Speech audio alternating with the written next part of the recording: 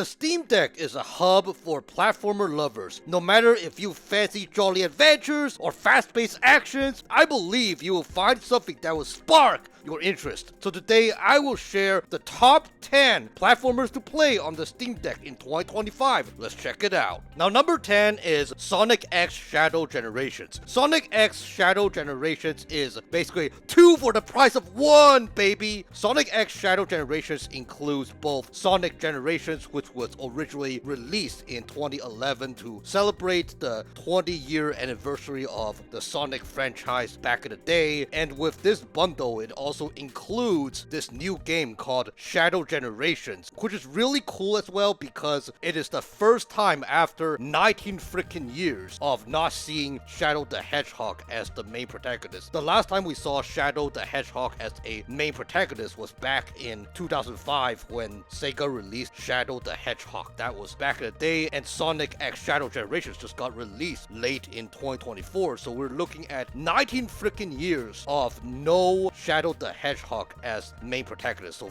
it's great to see that finally we have another title where Shadow the Hedgehog is as the main protagonist again. I mean, Sonic games for me, it just brings back a lot of nostalgia. I grew up as a kid playing Sonic Adventure back on the Sega Dreamcast, and it just brings about this childlikeness vibe of the franchise, and it's just really nice to have both these old and as well as newer Sonic games in one package. It's just something that is just really cool as somebody who loves to preserve games and love to play those older classics from time to time, but also don't want to bust out the older console. But anyways, if you really love Sonic and you continuously am a Sonic fan, as well as if you really love fluid cartoon-like worlds that have platforming and adventure and whatnot, definitely check out Sonic X Shadow Generations on the Steam Deck. Now up next is Psychonauts 2. Psychonauts 2 is a platformer with a cinematic vibe with lots of customizable psychic powers in the game. In this game, you play as a young trained acrobat who is now a new Psychonaut graduate. And basically Psychonauts, in case you never played the first game, Psychonauts are a force which makes use of the psychic powers, and where they use the psychic powers to stop different criminals who are continuously committing crimes. So it is for a great cause. Now, the thing about the young trained acrobat and the rest of the Psychonauts, they are in serious trouble due to their leader not being the same after being saved from a kidnap. So you, as the new Psychonaut graduate, you must go on this journey into the cognitive realm of various individuals and just go all the way and then ultimately go to face the psychic villain. Now, as far as Psychonauts 1 goes, normally I would recommend that. However, in this case, Psychonaut 1 doesn't run well on the Steam Deck, so unfortunately I will not put that on the list, and which is a really big shame because Psychonauts 1 is really awesome, and especially Psychonauts 2, as far as the story goes,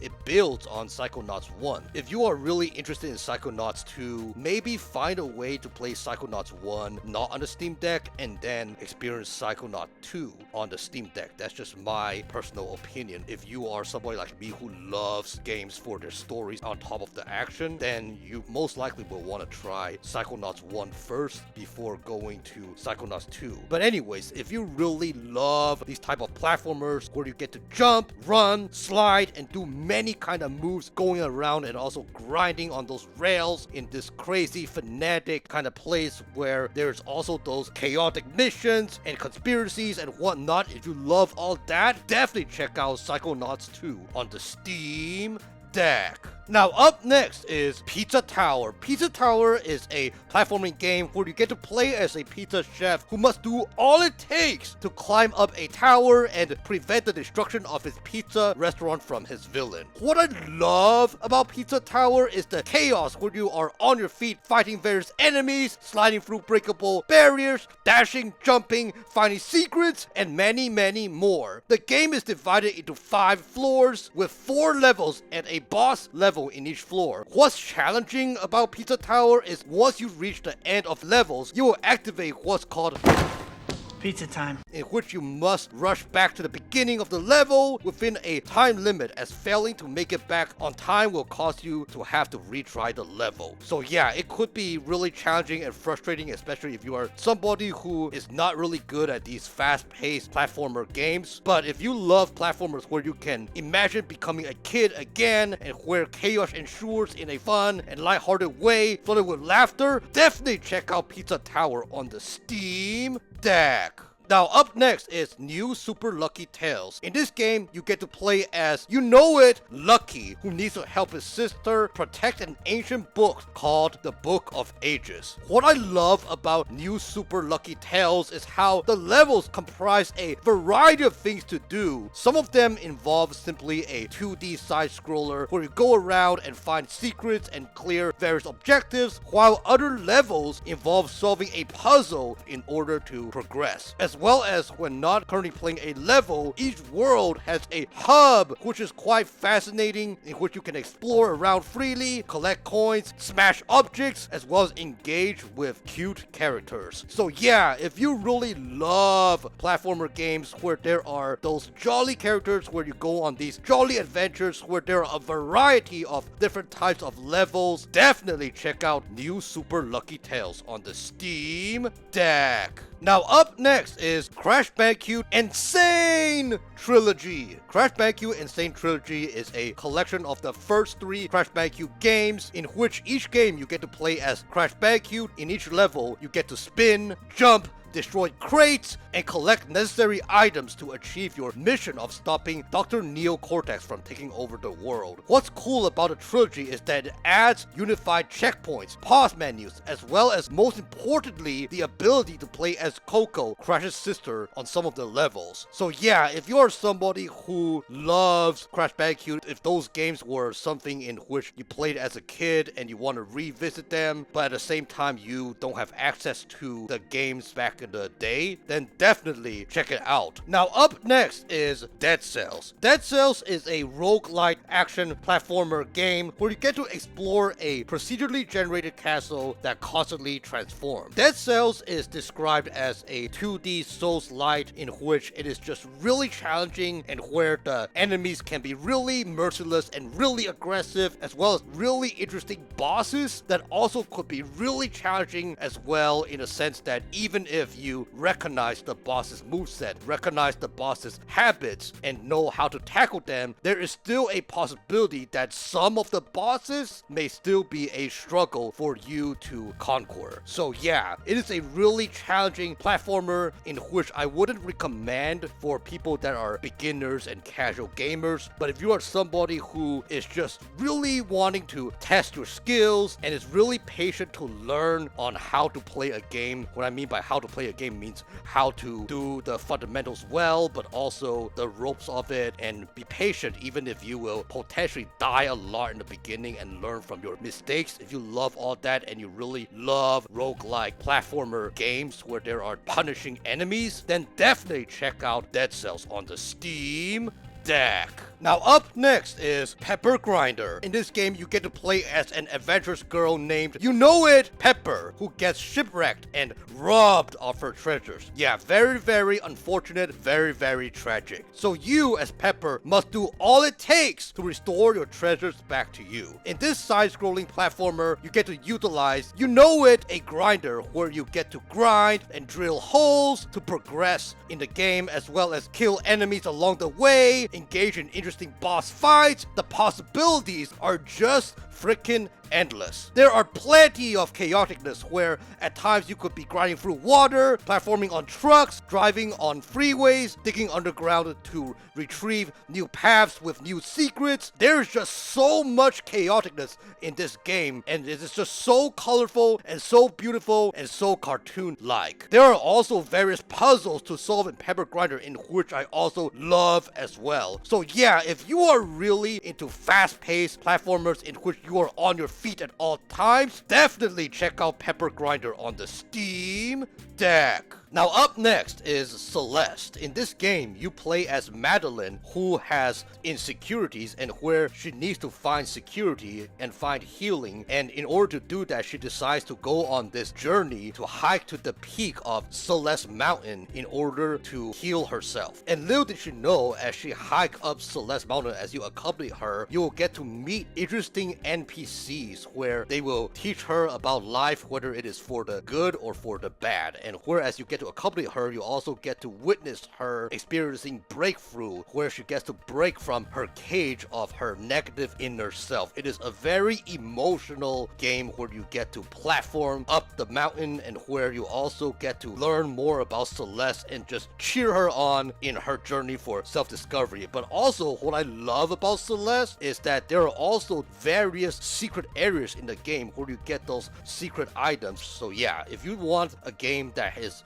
really beautiful, as well as it has a beautiful soundtrack and where it could be challenging at times, but also where the characters may potentially motivate you in order to become a better person, definitely check out Celeste on the Steam Deck. Now up next is Ori and the Blind Forest. Ori and the Blind Forest is a Metroidvania platformer game where you get to play as Ori, a spirit guardian who is on this mission to revive a withered forest by restoring the 3 elements of light. What I really love about Ori and the Blind Forest is the beautiful world to platform, as well as there are also those different secret areas that you can discover. Also on top of that, there is an emotional story that brings tears to my eyes, as well as a beautiful soundtrack to bring all that awesomeness together. It's just really cool, really fun, and the music, I will say this, is that very few games, in my opinion, have better music than Ori and the Blind Forest. They are those type of music in which I will find myself to be playing them regularly, even when I'm not playing the game or when I'm with other friends. Even friends where they are not in a good mood, they will ask me at times, can we play some music from Ori, Joe? The soundtrack is just really top notch. It not only brings the mood and vibe of the game together, but it also is just really relaxing that you will potentially want to play them not only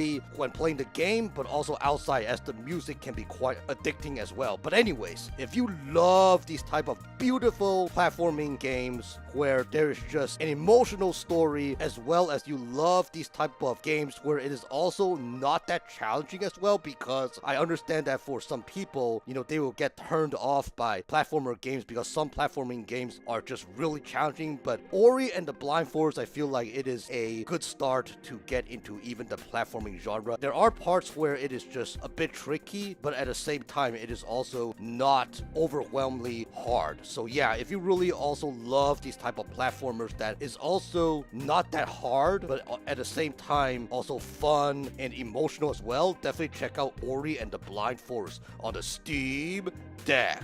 Alright guys, my favorite platformer to play on the Steam Deck, and it is none other than Ori and the Will of the Wisps. Ori and the Will of the Wisps is a sequel to Ori and the Blind Forest. What I love more about Ori and the Will of the Wisps is that there are side quests that you get to engage, because believe it or not, Ori and the Blind Forest, there is no side quests. Yes, there is exploration and there is story progression, but there is no side quests to do in the game. The only reason to go back to a certain part in Ori and the Blind Forest is to just discover certain areas in which you cannot access before, because at the time that you encounter those different areas, you don't have the skills to get into those areas. So the only reason to go back to certain areas in Ori and the Blind Forest is to access certain parts of the map which you could not access before. However, in Ori and the Will of the Wisps, there's another incentive to go back to certain areas, and that is to engage in those different side quests. I believe those side quests, they bring about those different values